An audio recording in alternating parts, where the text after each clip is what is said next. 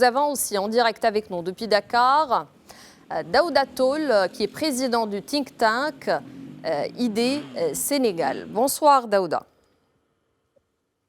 Bonsoir. Alors notre correspondant vient de nous parler d'une tendance ou d'une majorité absolue pour le PASTEF.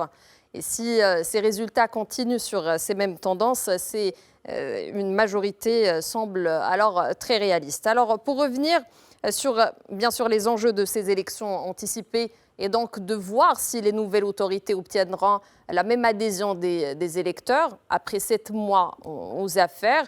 Aujourd'hui, on parle de 165 sièges qui sont en jeu pour ces législatives, 7 sièges pour le seul département de Dakar, qui est aussi le plus peuplé du pays. Et justement, c'est dans ce département que le président Bassirou Diomaye Faye a fait un score très important.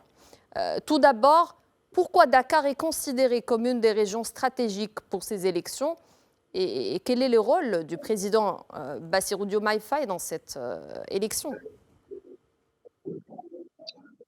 Bon, alors, Dakar, parce que Dakar, c'est la capitale du Sénégal naturellement et que l'essentiel des activités économiques est concentré à Dakar. L'autre élément qu'on peut dire, c'est que Dakar est une collectivité, donc la capitale qui est gérée par un maire de l'opposition. Donc là, il y a un enjeu de taille, évidemment, puisque la mairie de Dakar n'est pas sous contrôle aujourd'hui du parti au pouvoir. Et donc, c'est une manière aussi de dire, avec ces élections législatives, si le parti PASTEF remporte l'élection à Dakar, de dire justement que la capitale lui est acquise de manière légitime avec cette élection.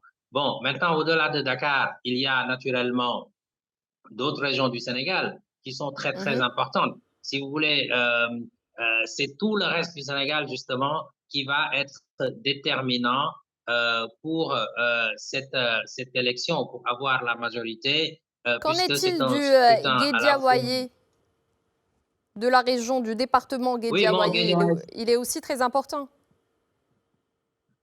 Oui, il est aussi important, c'est dans la région de Dakar naturellement, mais Guédiawaye est également important. Mais ce que je veux dire, c'est que si vous voulez, comme c'est un scrutin à la fois majoritaire, donc dans les départements si vous remportez un département, si vous gagnez un département, vous remportez tous les sièges. Je veux dire, sur 165 députés, 46 départements, vous avez tout le reste qui est également important au-delà de la région de Dakar. Dakar seul ne peut pas permettre au parti PASTEF au pouvoir d'avoir la majorité.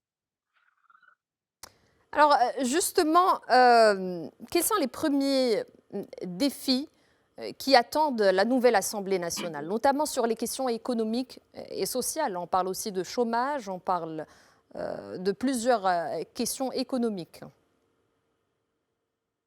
Oui, naturellement.